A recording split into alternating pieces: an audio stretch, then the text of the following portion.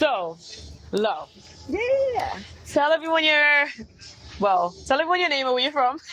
sure. My name is Lo Anderson. I am 32 years old, Afro-Latina community activist, artist, student right now at CUNY.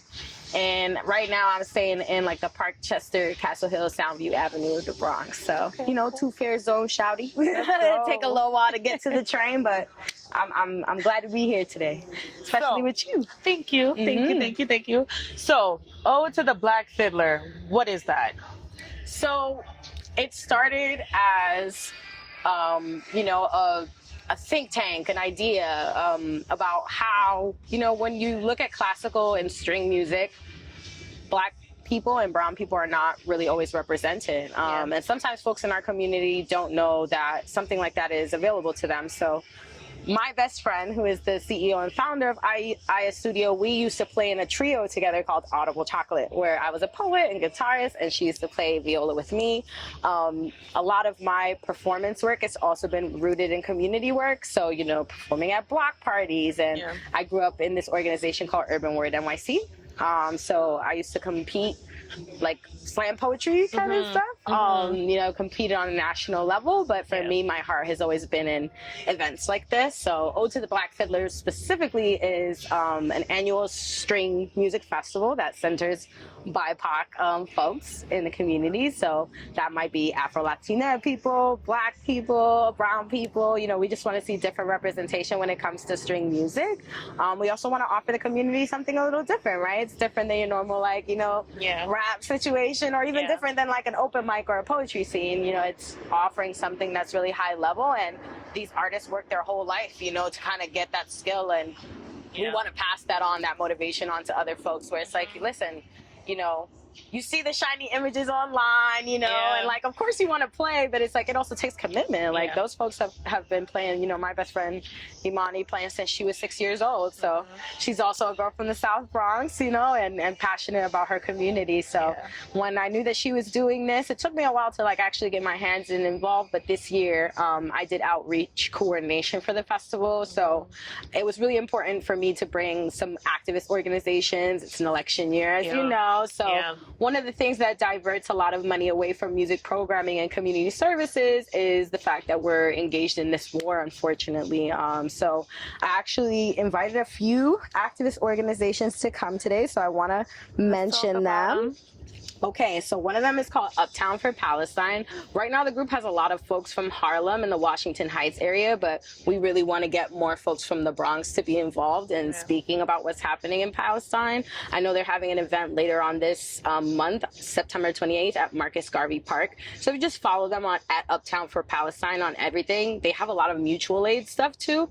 That's education I want the community to have, right? So when we run out of funds, when we get ourselves in a bind, our first question, and some people's first line of defense, is the government, right? Like, how can we get help from them? But mutual aid really is the idea that our community can take care of us as well, right? So by doing that for Palestine, I think that we can engage the community and see, oh man, like if we could do something overseas and like help this person like be able to eat or just be able to withstand this suffering that is really crazy, how can we also bring that energy back to the community? You know what I'm saying? How can we bring it to your brand? How can we bring it to this festival and really move forward with this idea that the community is absolutely capable of like solving their own problems, right? And another great organization that does that is CASA.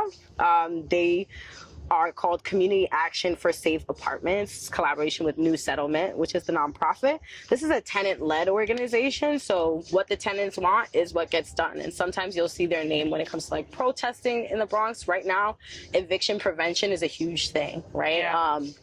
If you go into a courtroom, people are confused, people are suffering, people are like dealing with multiple things, and they're at risk of losing their apartments. And I don't know if that's something you've been through. I've been a person who's dealt with eviction before, and I've dealt with having like rental arrears, and it can be some of the most like harrowing things to deal with. It's like, how can you concentrate on your work, your community, anything to enjoy when you don't have somewhere to live. So I definitely, if you see anything that CASA is doing, please be a part of it. And if you yourself are a person facing eviction, I just want to let you know you have the right to counsel. And if you have questions about those things, then Google it, okay? Or reach out to me. I'm happy to tell you more about it, okay? Know your rights, y'all. Yeah, know your rights. Absolutely. A lot of folks don't know that if they're in eviction proceedings, they're entitled to legal counsel from one of the legal organizations in our city. So just to give you a heads up, you know, if you get that first court date, it can feel extremely scary, but don't be intimidated, right? Because you do have the right to counsel. So when you get to there,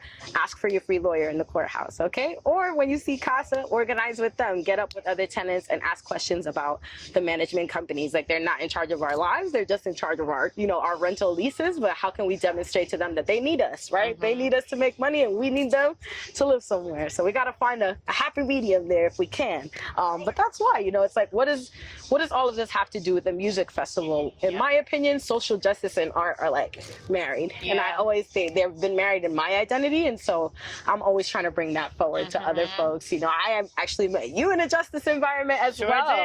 You know, so it was a joy to meet you. And, you know, it's wonderful now for us to be connected on what you do. You know what I'm saying? As opposed to like your experience or, you know, obviously your lived experience is great, but this is like your passion. And so, you know, representing the Bronx, that's where we're aligned at, you know? So for me as a Black woman, you know, you got to big up other Black and brown women. Black women are the, you know, we're the trademarkers. We're the ones who make the social enterprise. So and now we locked in. You already know. So hopefully you'll be seeing more of us. Absolutely. So this event, how many years has it been going on? So this is the 8th year that we've been doing it. We started in a really, really small venue in the South Bronx, like community room kind of situation. And now we have incredible vendors. You know, we had somebody hand making bouquets today. You know, we have media coverage from last Borough standing. So we're growing, you know, little by little. And this event is an annual offering from Aya Studio, and they offer private music lessons as well. So if you have children who are interested in doing lessons, adults who are interested in learning violin, it's never too late, right? So this is just a particular initiative to highlight Black string musicians. You can see it all here in one day, you know, very similar. Well, not necessarily like to an Afro-punk, but like it's a social enterprise. So we're making a movement, right? We're trying to make the Harlem Renaissance happen again, you know what I'm saying? We're trying to bring the Bronx Renaissance, you know? And the Renaissance been happening because the artists are here, you know, the activists are here, the community's here. So I feel like I'm excited to see what we cook up in the future, for sure. Dope.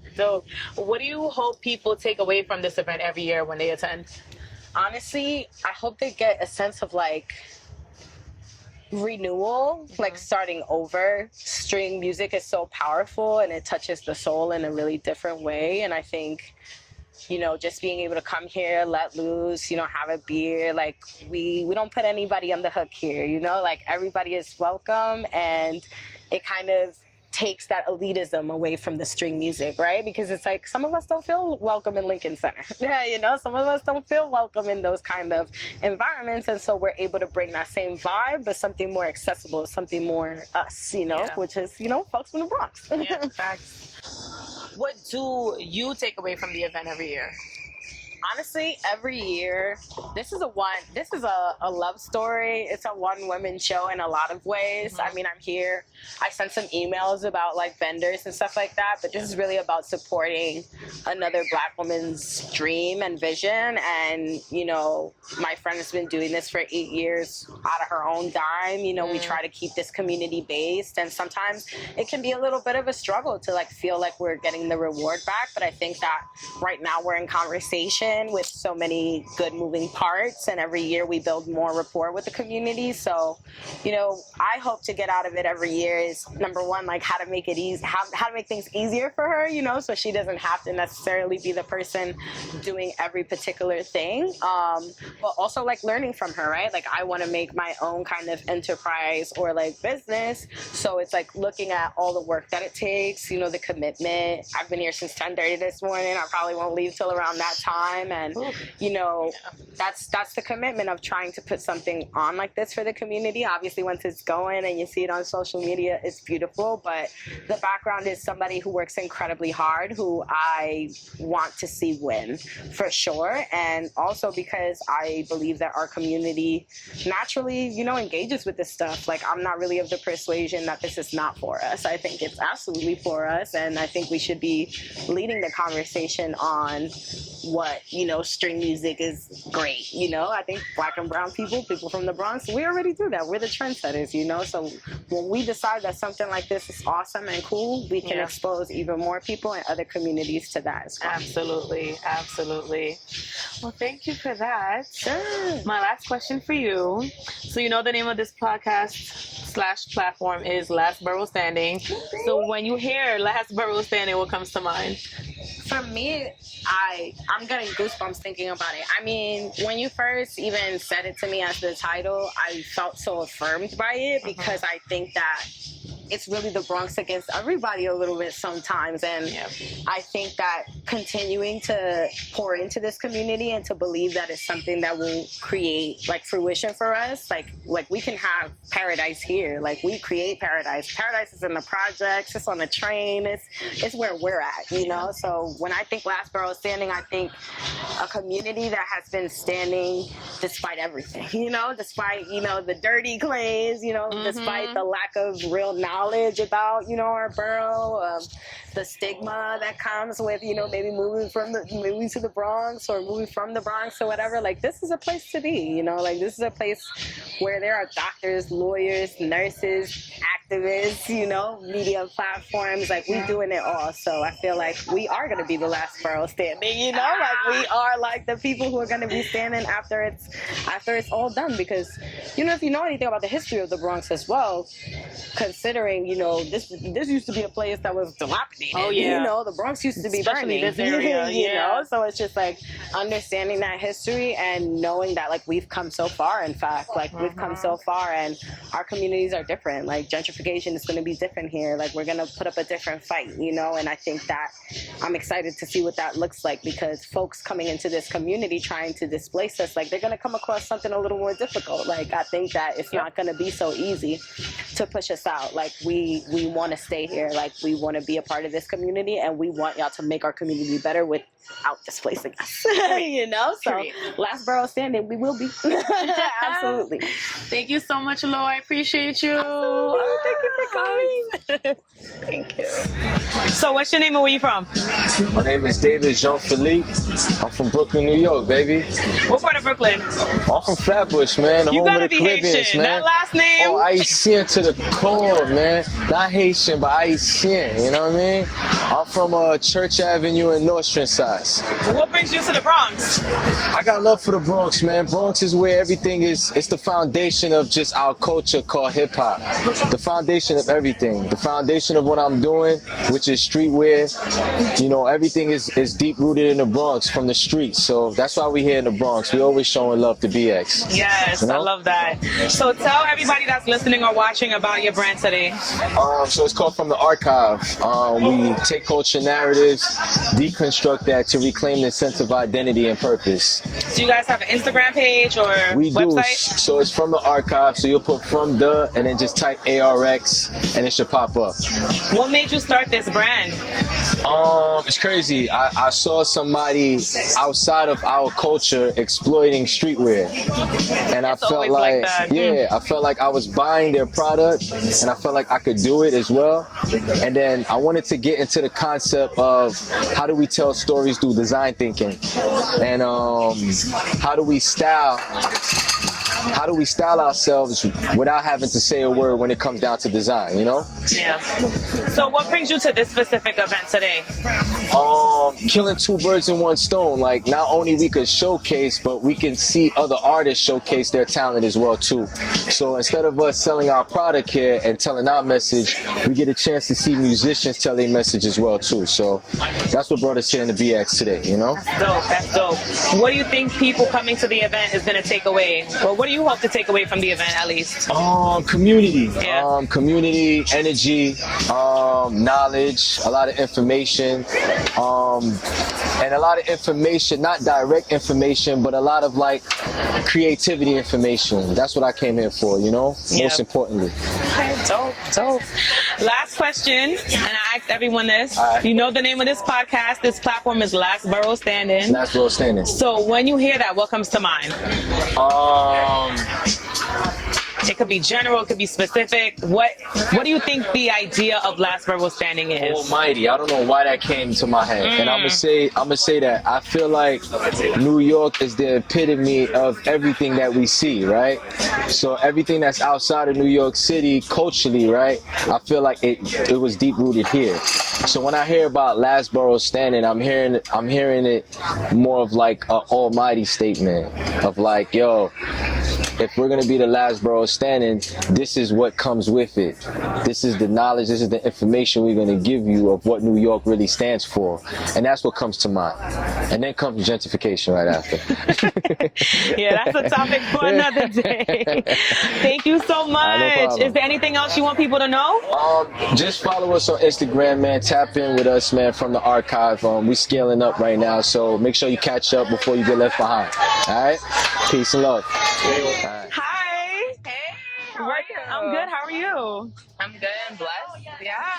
Amen. What's your name and where are you from?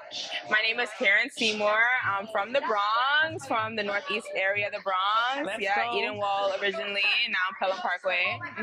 Okay. Yeah. Do you want to tell people that are watching or listening what this organization is all about? Yeah, absolutely. So Mind Builders, we go way back to 1978, providing high quality instruction in the arts and also martial arts, fitness, even offering our space up for local dancers and artists to use. So That's pretty dope. yeah.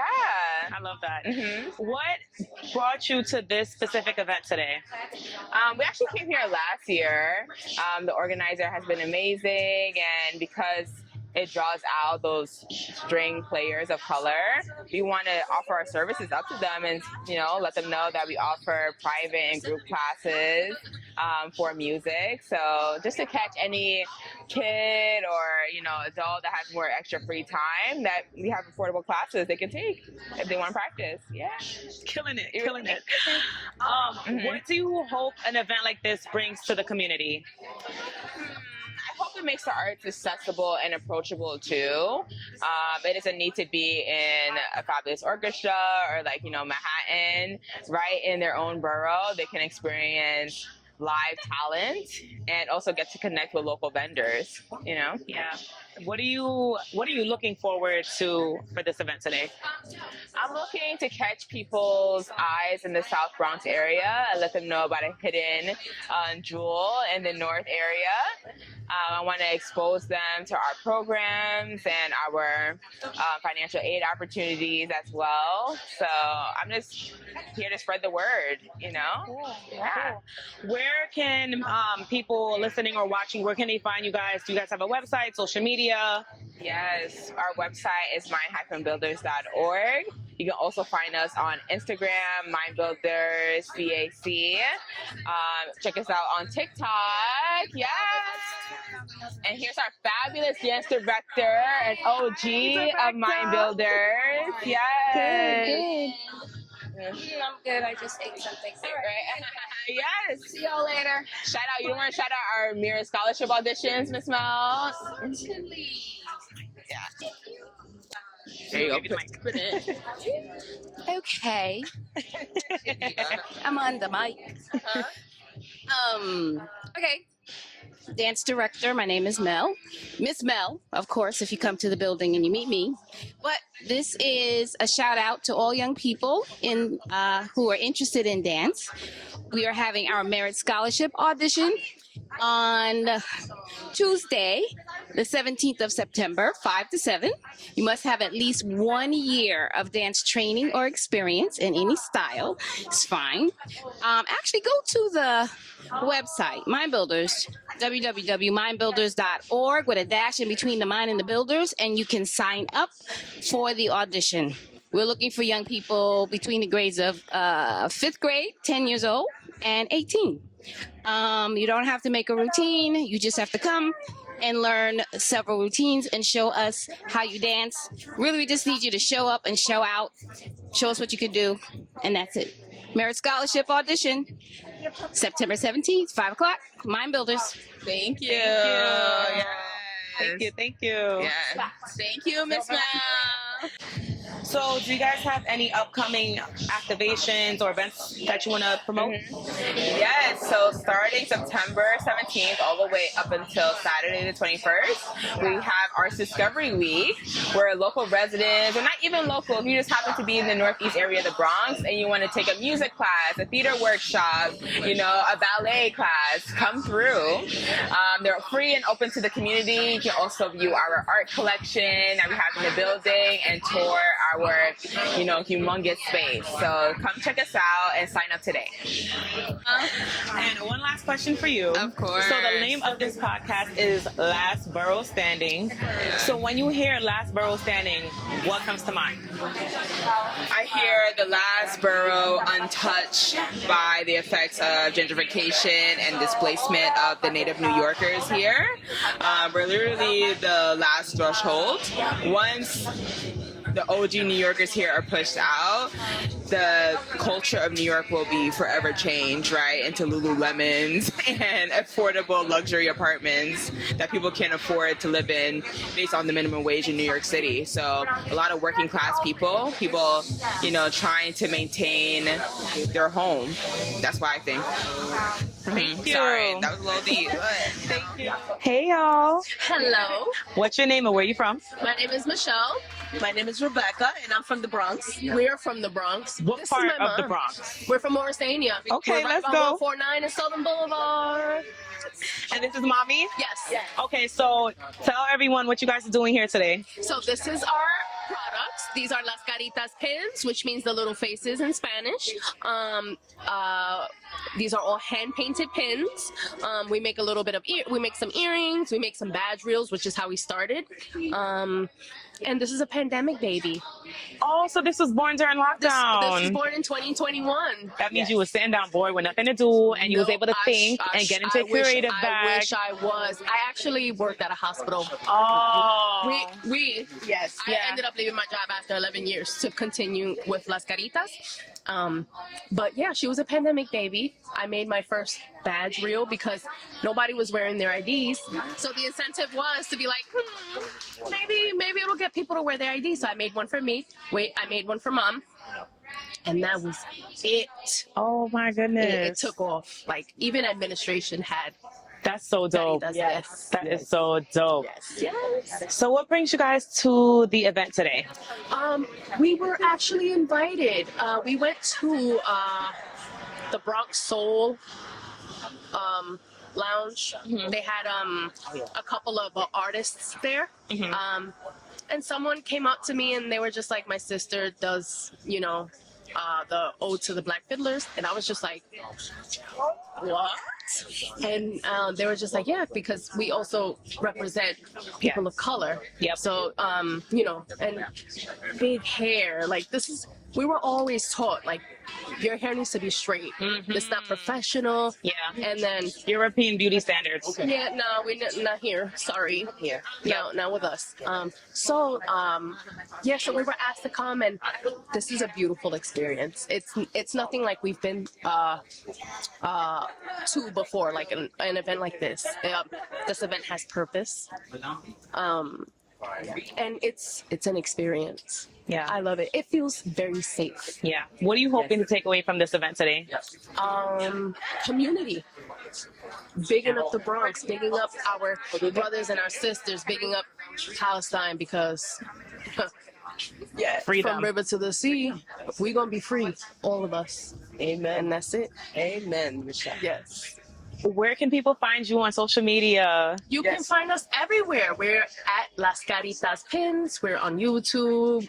Relax. YouTube just got videos of what they look like. Instagram. Yes. X, I guess. Threads.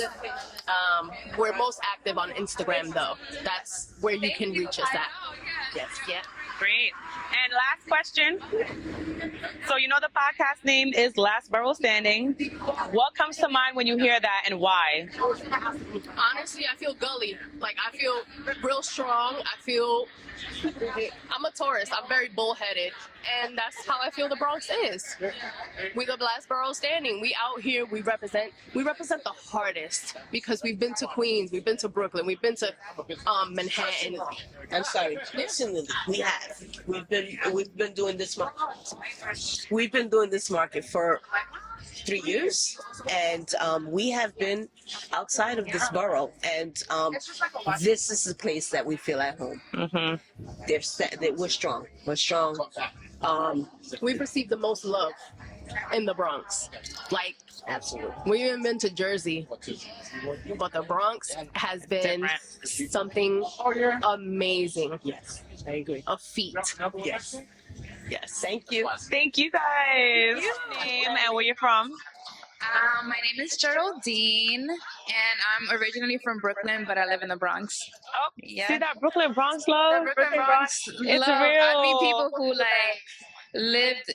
was born in the Bronx and now they're in Brooklyn, so it's like kind of like interesting to see how like the change happens. Right. But yeah, I love it here. I've been here for 12 years now. Oh, damn. You've been here for a minute. I'm from the Bronx. I'm originally from the Bronx. Well, welcome back. Thank you. So what's the name of your business? The name of my business is GS Vortex, which is also my Instagram. So it's just the word GS and then the word Vortex. Okay. Yeah. What do you sell? Jewelry, rings, necklaces, earrings? I sell all jewelry. Like my focus is sustainable jewelry, also jewelry that I thrift and then repurpose. Like that's my goal. Like that's my mission. That's what I love to do. I love to take treasures, like hidden treasures from the thrift, and just like bring them back to life, and give them a more like trendier, little vibe. That's dope. Yeah. What brought you to the event today? I was here last year. A friend that I know, her name is Brandy, knows Iman, and they plugged me into the event like super last minute last year, and then I was hit up to come back. So I'm very excited to be here because I love it. I love it. It's a nice vibe. What do you love so much about the event? Like, what's your favorite thing about it? Brings out people that I've never met before. I'm always at the brewery and I'm always seeing like familiar faces. So it's really nice to see people that coming from all over, not just the Bronx, So that's what I love about it. Yeah. That's dope. What do you hope people take away from the event today? I hope that people take away just being able to like build within community and also like putting, especially the Bronx Brewery and like the Bronx in a different light. And just for people to come out here and actually have a good time and get a different perspective of what the Bronx brings, for sure. Yeah. My last question. So you know the name of this platform is Last Borough Standing. So when you hear that, what comes to mind? Like, what do you think of? The Bronx. Yeah? Why? I've been here for 12 years and I moved around the same way that I moved around in Brooklyn, and I have yet to move around in the Bronx because of gentrification.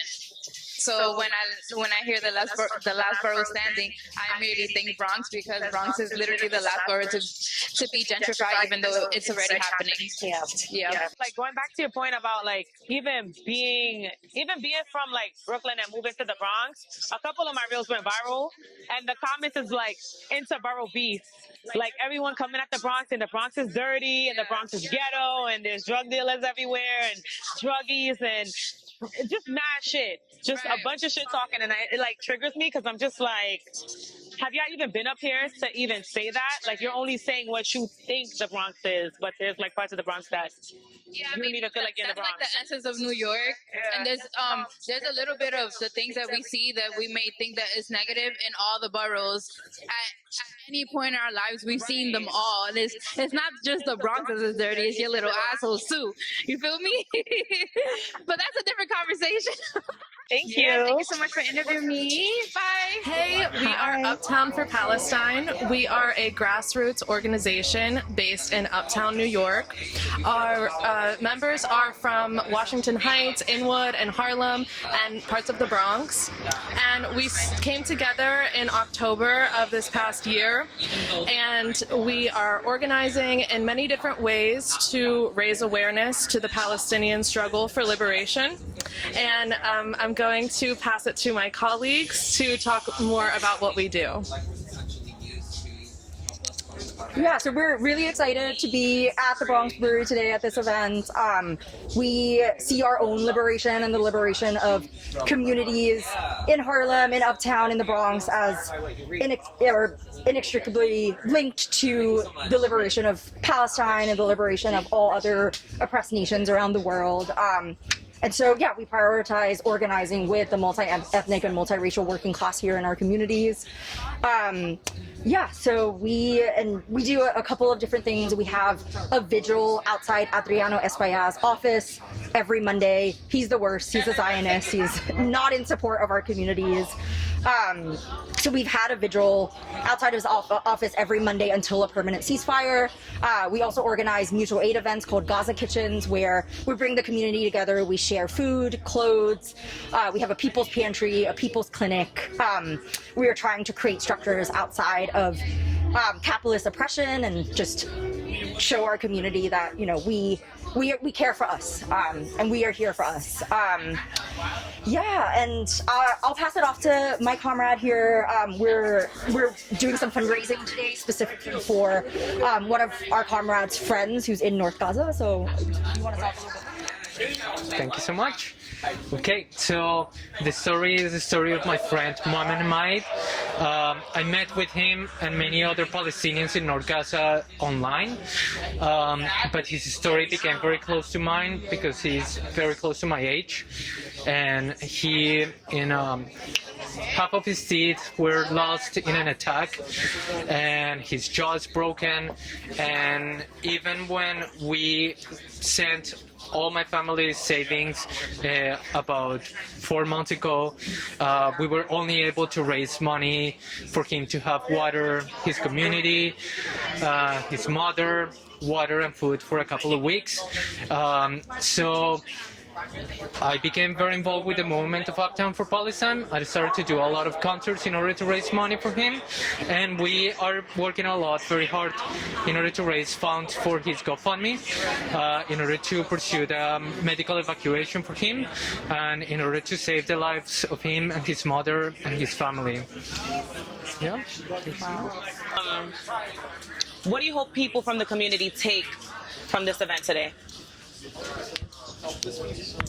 Yeah, I mean, ultimately, we are trying to build power here in our communities. We are building solidarity with our neighbors. I mean, our most urgent call to action is to raise funds for our comrade to be able to evacuate Gaza. But generally, I think we're trying to build a movement towards Palestinian liberation and towards the liberation of all of our peoples. And so we'd love for folks to join us. We are neighbors helping neighbors and neighbors organizing neighbors. And so, yeah, we would just love everybody to become part of the movement. Where can viewers or listeners find you guys on social media or website? Sure. So we're on Instagram. We're Uptown for Palestine. The number 4. And you can also email us at uptownforpalestine@gmail.com as well. Oh, thank you. And last question. It's a surprise question that I ask everyone. So you know the name of this podcast is Last Borough Standing. So when you hear Last Borough Standing, what comes to mind and why?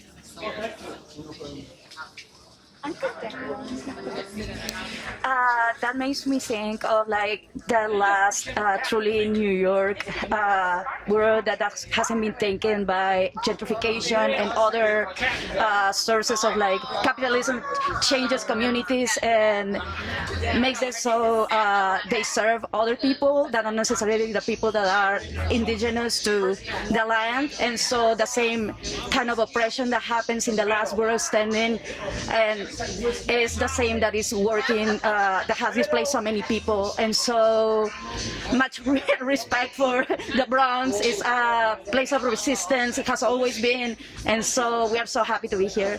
Thank you.